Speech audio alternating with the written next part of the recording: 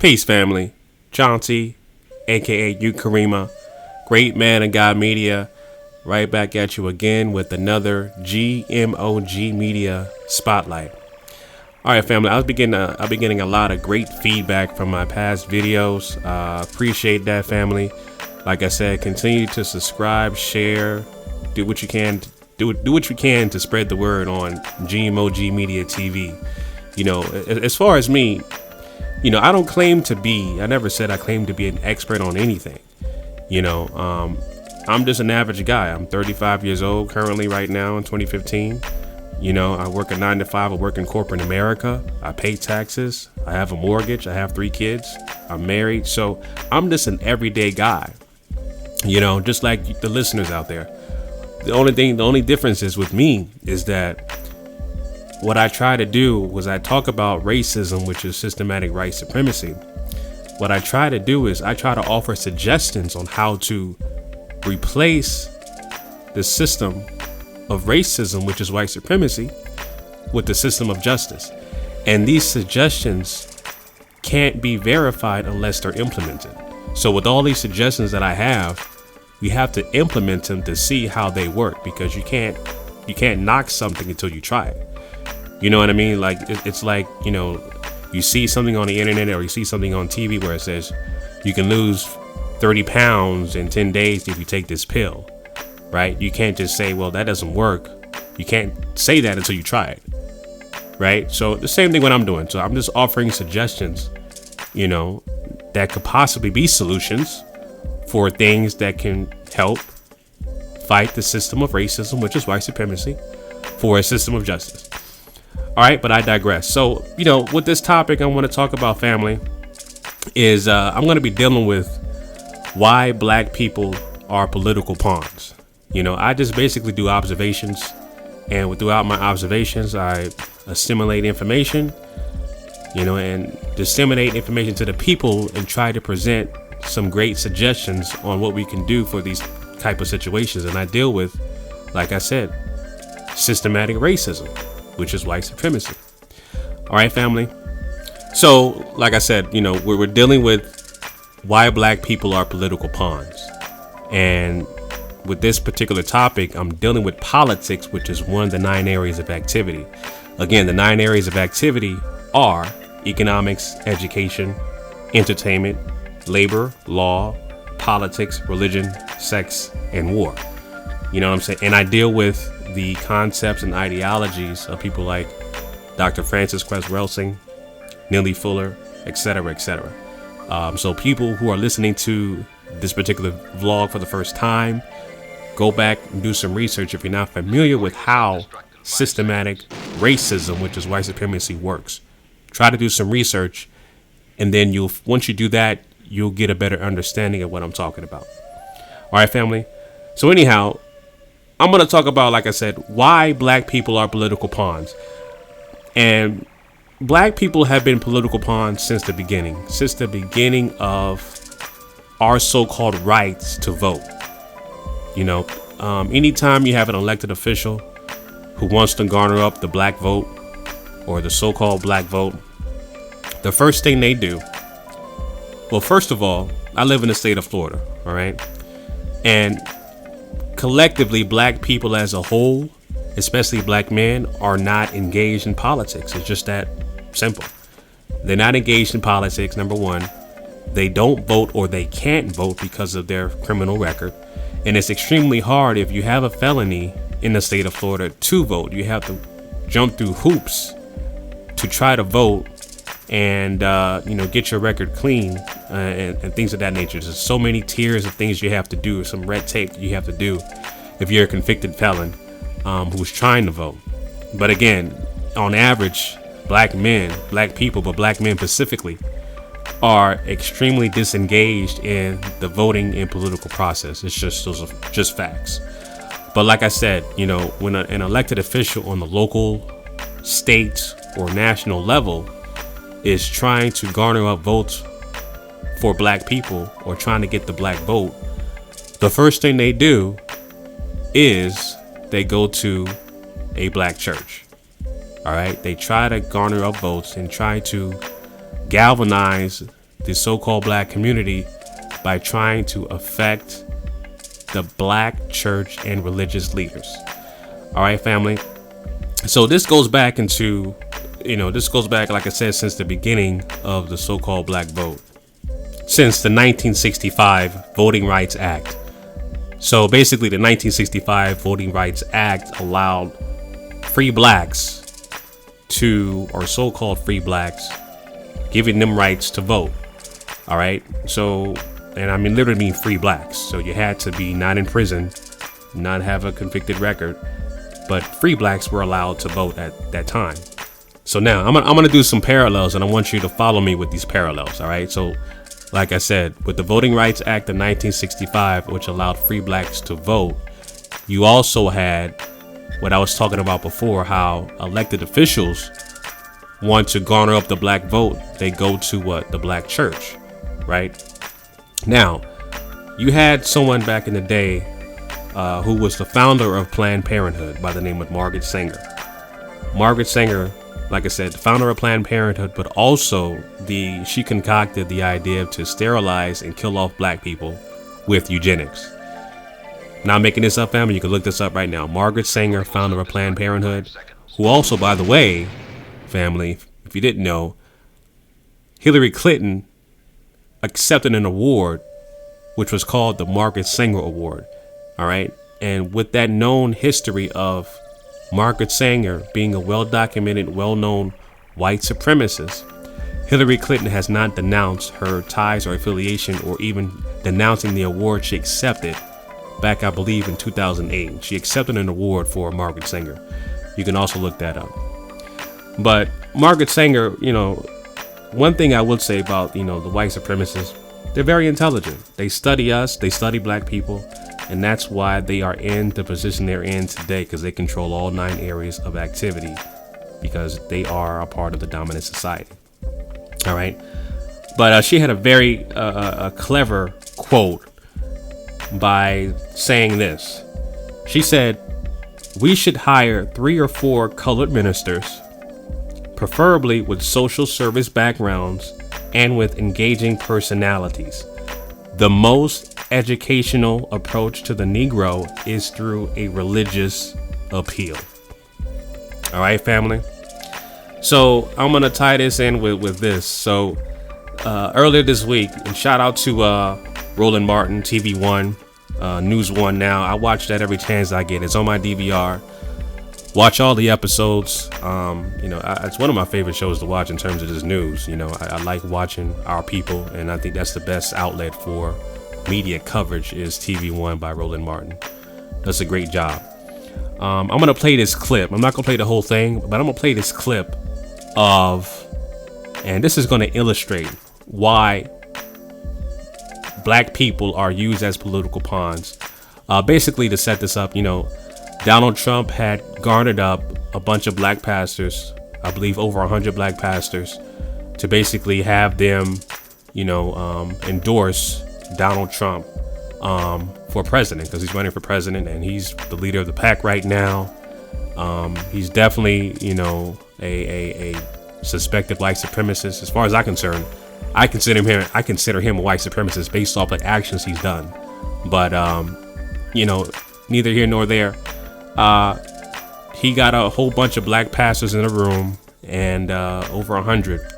Roland Martin interviewed one of the pastors in the room, and let me tell you, this was basically a slaughter. Roland Martin just completely slaughtered this pastor who had no idea, was not engaged in political affairs whatsoever. But I'm gonna play this clip, and I'm gonna tie this in with some other things. But here's the clip. Here you go.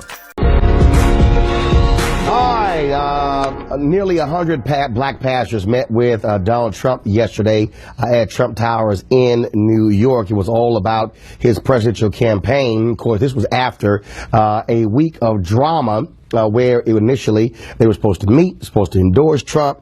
Then they got criticism, then they backed off of that. Then they still had the meeting. So what actually took place? Was it actually worthy of anything in particular? There was a brief media scrum after they met, and here was Donald Trump standing with a few of them. I thought it was an amazing meeting. I thought that I met some fantastic people, some of whom I've known. I thought it was an absolutely amazing, it lasted for 2.5 hours. We came up with lots of good ideas and lots of future ideas, but I thought it was an amazing meeting. And how did you address some of the concerns that were raised?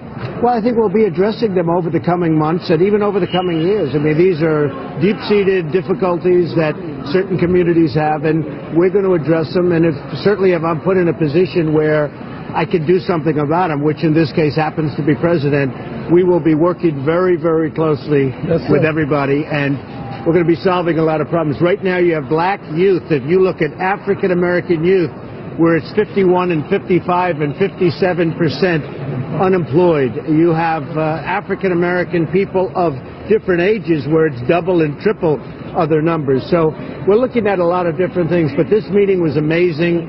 Amazing people. We must have had close to 100 people in the room. All right, but one thing I have not heard out of the meeting, actual policy. Joining us right now is someone who was actually in the room, and that is joining us via Skype from Richmond, Virginia, Dr. Steve Parson with the Richmond Christian Center. Dr. Parson, glad to have you here. First and foremost, you had a number of folks who were there. We heard the soundbite there. What specifically, in terms of policy or agenda items, was discussed that Donald Trump committed to the pastors in the room? Well, actually, as we said in the tape, we spoke with about a number of different things. Now, if you're talking about specifically about the economy, he did bring up the fact of bringing the manufacturers and large companies that have left the United States and gone overseas. He was going to give them incentives and bring them back to the United States. And of course, as they come back, they will also bring back jobs. Okay. He also mentioned about taxes, that the taxes, the poor would not be taxed. And hold on one second. We say the poor would not be taxed. How so? Yeah, in other words, if you have a certain lesser amount of income, then you'd have less taxes, if any. Yeah, but actually, you look at right now the tax code. That's actually how it exists right now. If you're actually poor in America, you're actually getting more money back as opposed to actually paying taxes. So, what is his specific tax plan as it relates to folks who are poor? Right. Well, you said it. If that's the way it is, that's the way it is. What really caught my attention is the fact that he was going to produce jobs. How? Jobs. Well, one of the things that I suggested, the fact that he's a billionaire businessman. And businesses, jobs come from people who are in business. He has the ability to create wealth and create businesses. He also has a book, a couple books out, Why We Want You Rich, and he was going to encourage the Black American especially to entrepreneurship. But here's my question, Pastor. In 2008, African American businesses received 8.2% of all small business loans in America. In 2013, the number went down to 1.7%. $23.09 billion in small business loans given out in 2013. Black folks got $385 million. And so, what did Donald Trump specifically say about getting capital to Black-owned businesses? First of all, let me just share this. Okay, I personally don't believe that it's the government's responsibility to provide jobs for people. I believe that's something that's the people's responsibility. So, Pastor, if that's the case, then if Donald Trump is president, how would he then do that? Because he wouldn't be a businessman; he would be president. And so, if he is saying as president, I can create jobs as the government, but you're saying the government can't create jobs. That's an oxymoron. I said that I personally don't believe that it's the government's responsibility to create jobs. I believe it is the government's responsibility to help the private sector and help the people, especially Black people, create their own jobs. Because after all, I will tell you this, the Black community, we have the fewest of any ethnic race in America that are self-employed or own a business. All right, so I had to stop it right there. So, man, there's so much going on in that video. You got to watch the entire thing. I left the link in the description. But just to sum it up, family. First of all, I wouldn't be surprised if this man or one of the pastors end up on the next season of Apprentice by Donald Trump. I mean, this man sounds like he was auditioning to be in The Apprentice. Talking about Donald Trump's book, how this billionaire. I mean, let me tell you something. Basically, they were looking at Donald Trump as the white Jesus. I'm gonna just keep it real. They were looking at him like the white Jesus, like the white Yahweh Shai or whatever, as a savior for black people. That's the way this man was talking. He was talking like he was straight off the plantation, if you ask me. But as you can see, the way he was talking, and you just, like I said, watch the entire thing if you haven't seen it. The man had no clue what he was talking about.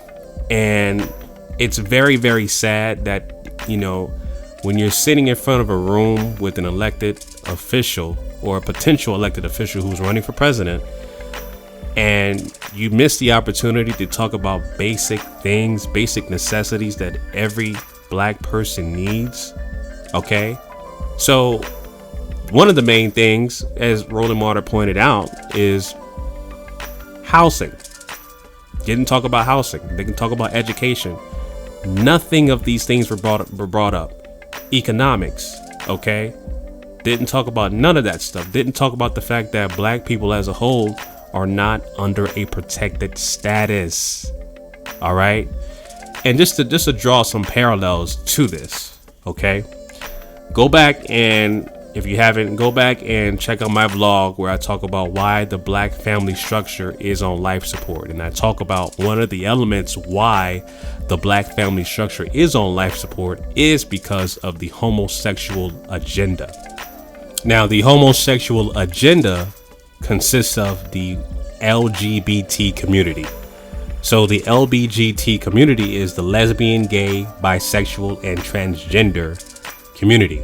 And Obama has a policy to protect this group. This goes all the way back to October 1st, 2011. All right, so you can definitely say Obama is the first black president. You know, you have some people who are conspiracy theories who say otherwise. Me, I don't deal with conspiracies. I deal with facts and logic. But you can definitely say he is the first president to allow same-sex marriage. Okay, so that's one of the policies that Obama allowed. He allowed same-sex marriage. All right. Another policy he has in place is signing historic hate crime legislation. All right. President Obama overcame years of partisan gridlock to pass and sign the Matthew Shepard and James Byrd Hate Crime Prevention Act into law, which extends the coverage of federal hate crimes law to include attacks based on the victim's actual or perceived sexual orientation or gender identity. Okay, that falls under LGBT, the lesbian, gay, bisexual, transgender community. All right, another one is they're also protected by health, developing and implementing a national HIV/AIDS strategy. President Obama fulfilled a pledge to those with HIV by developing and releasing the nation's first comprehensive plan for responding to the domestic HIV epidemic. All right. So they have some set aside money to allow more studies to go into HIV and AIDS programs. That's basically what that is. So they are protected on basically all 9 areas of activity. All right. I'll read another one to you. Addressing healthcare disparities. Another one for health. The Affordable Health Care Act is funding preventive efforts for communities, including millions of dollars to use evidence-based interventions to address tobacco control, obesity prevention, HIV-related disparities, to better nutrition and physicality. All right, and it goes on to say, and through increased research and data collection on health disparities, policymakers have the knowledge and tools they need to continue to address the health needs and concerns of the LGBT community. All right, and I'm gonna read another policy also, preventing bullying against LGBT students. That's pretty self-explanatory, family. You can't bully a lesbian, gay, bisexual, or transgender person. They're protected. They have a protected status. So that's my point. The LGBT community, they have a protected status. Black people as a whole don't. Okay? Ever since we have been castrated we have been taken from our homeland, which is Africa. We've been taking on these slave ships. One of the slave ships' names is the good ship Jesus. All right, you can look that up. Brought our ancestors over here and all of the Caribbean islands, Brazil, you know, and so on and so on. I'm talking about the transatlantic slave trade. I know about the sub-Saharan, but I'm talking about specifically the transatlantic slave trade. So they brought our ancestors here, created laws to you know, enforce, legalize antebellum slavery. All right, they had laws in place for that. They had black codes. Then later was changed to Jim Crow laws. So they had all these laws and policies in place to enforce slavery on us. But ever since we were so-called free, right? We were free from segregation, free from slavery 1865, and then free from segregation 1965. We don't have a protected status, just like the LGBT community. We don't have that. So going back to that pastor, he didn't talk about none of those particular policies or none of those particular things that I listed from the LGBT community to enforce on or to have written down for a potential elected official for president of the United States. So that was a major miss and blunder opportunity for that particular pastor. Not only that, you know, when you have an opportunity to meet a candidate running for office or an elected official, especially black people, right? When you come to a meeting like that and you don't have an agenda, you don't have any set policies, you don't have anything written down concrete to say, this is exactly what I want to have for my people, for my congregation. If you don't have anything done like that, what do you have? What do you call that? Well, you know the old saying, black people always say this. Well, you know, we just got to get together. Black people, we got to stop this black on black crime and we just got to get together. Right? That's exactly what that was. It was a get together gathering. And what do you do when you get together? You do absolutely nothing of substance. Nothing of substance comes out of any kind of meeting when you get together, because it means absolutely nothing. It is a meaningless task when all you do is want to get together and do absolutely nothing. Okay, if you want to get together, you need to have an agenda, you need to have a plan, you need to come out of that meeting with something of substance, something where both sides can come out with something that both can agree on and both will guarantee they will do in writing. Point blank, period. So it's that simple, family. I mean, you can't play games in 2016, okay? It's 2016 basically. It's December, so you can't play games in this society right now. We're under a system of white supremacy. They have been studying us for centuries, okay? And I already quoted Margaret Sanger how they utilize religious leaders for their policies, for their agendas. They're using us as pawns, as the title of this video. So get together, family? No, you cannot just get together. You need to have a plan. You need to have an agenda. You need to have set goals, set policies. You need to have things written down and accomplished. It's just that simple, family. So this was all planned out from the beginning. Donald Trump knows exactly what he's doing. All right. He knows that pastors are completely disengaged with politics. They are completely passive. They are submissive. They're passive. They're not engaged with policies. They're not engaged with politics. So they only use their spirituality, which is the Bible, to revert to. They can quote Bible scriptures left and right, but when it comes to acknowledging systematic racism, white supremacy, no, it doesn't exist according to them. And so much so, as far as the Voting Rights Act, okay, as some of you may know, back in 2013, the government even insisted that we live in a post-racial era. So basically they were saying that the country has fundamentally changed ever since the civil rights era. And this era of today is completely changed. We live in a post-racial era. Everything is all happy and green. Everything is fine. Black people are not being mistreated based off color. Racism doesn't exist.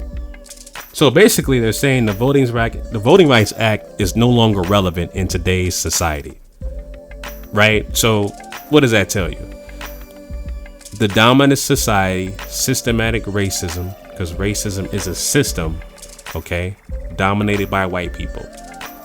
They are pushing racism under the rug, completely dismissing it. Okay, that is the thing that you have to look out for.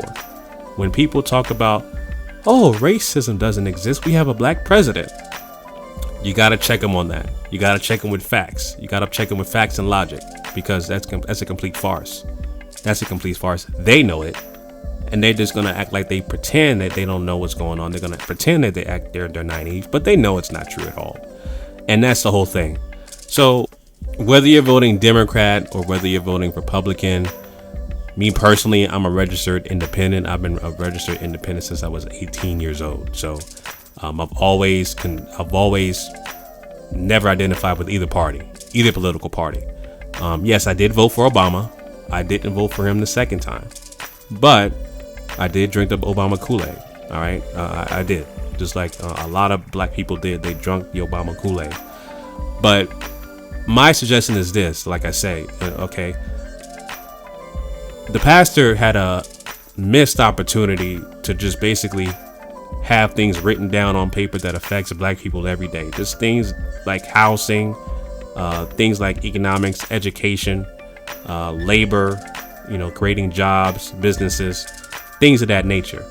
And just like I said, just a parallel, I talked about the lesbian, gay, bisexual, and transgender community, aka the homosexual community, but also the Latino community. All right. So the Latino community was able to get a $125 billion program for housing. All right. Wells Fargo basically has a $125 billion lending program to support the Hispanic Wealth Project. All right. So Latinos are able to get loans for mortgages for housing. Why is that? You got to ask yourself, why is that? Well, the reason why is they practice group economics, just like the homosexual community. All right. They're able to pool their money together. Once they pool their money together, they're able to go to an elected official and say, these are the policies. These are the things we need to have enforced for our community. Here's some money. If you do these, we will give you this amount of money. Just that simple. Black people have not been able to do that. All right. So when you have a potential elected official on the local, state, or national level, and they're trying to garner up the black vote, they go to a black church, because we know that black people, and let's just keep it real, most people in the black church are passive. They're passive and they're not engaged in politics. It's just that simple. So they garner the black vote in these black churches. They may say some things that will razzle and dazzle the crowd, but most of the time, the average black person doesn't really know what they're talking about. All right. In the long run of things, they don't really know what they're talking about. So as I mentioned earlier about group economics, so you have the 2016 presidential race, coming up next year, but you already have people doing debates, things of that nature with Trump and Hillary in the forefront. And you have them raising money. So far, collectively, this particular presidential race has raised over $400 million, which reportedly has been the highest of any presidential race so far. And if you look at the actual donors of these parties, Republican parties specifically, they are doing record-breaking numbers. I mean, they're donating millions and millions and millions and millions of dollars. And guess what? All of the people are white. Okay, all of the people are white, or AKA non-black. All right. And this is another thing that black people need to do. Pull our money together. All right. Pull our money together and have a list of things, a list of policies, a list of demands that you want to see set foot, similar to the homosexual community. All right. Those are things that we are not doing. All right. And another thing that we can also do as a suggestion is create an all black super PAC. All right. For those who are not familiar with super PACs, a super PAC basically is a political action committee. That's a type of organization that pools campaign contributions from members and donates those funds to campaigns for or against other candidates, ballot initiatives or legislations, etc. All right. Once you have an all black super PAC, have an agenda. OK, have the things that you want to see set forth for a potential elected official. All right. Have these lists of demands, have these agendas, have these policies, have things that you want to see legislate in the future. Once you have that in place and you have a self-funded grassroots level organization such as a super PAC, that's going to be a great start. And I'm aware that we do have some black super PACs right now, but there's not enough. We need more. And we need to continue to donate the ones that exist right now and also start some brand new ones as well. So an all black super PAC, basically in every major city or every city in general, for, our people would be a great start. And going back to the black church, what I'm saying? The black church, I think it's a no-win situation, to be honest with you, because most black churches are nonprofit organizations. They fall under the 501c3 program. And so they have set aside money through the government. So they are basically tied to the government in terms of funding. And they have to say and abide by certain things to continue to get those funds, which is why they are certainly in bed with certain political candidates. So they have to endorse either on the Democratic side or the Republican side, either or. So, like I said, the suggestion is to create a super PAC, unless the church is, its own independent organization that's outside of 501c. It's pretty much a no-win situation for them. They're going to have their hands tied one way or the other. So, like I said, the super PAC is going to be a good start, a great start for you to have some leverage. All right. Especially when you have leverage, when you have money and an agenda to back up what you're trying to do, what you want to see done for our people, for black people as a whole. So, that's basically it, family. I just wanted to tie that information in. Hopefully some of these things, if not all of these things, helps you understand why that black people are political pawns, and the suggestions I made to get out of being a pawn and being a sole controller as opposed to being a pawn in this political landscape and this economical landscape that we live in right now under the system of racism, white supremacy. All right, family. Like I said, make sure you share, comment, subscribe. GMOGMediaTV. I will be consistently bringing you topics dealing with racism, white supremacy that affect black people worldwide.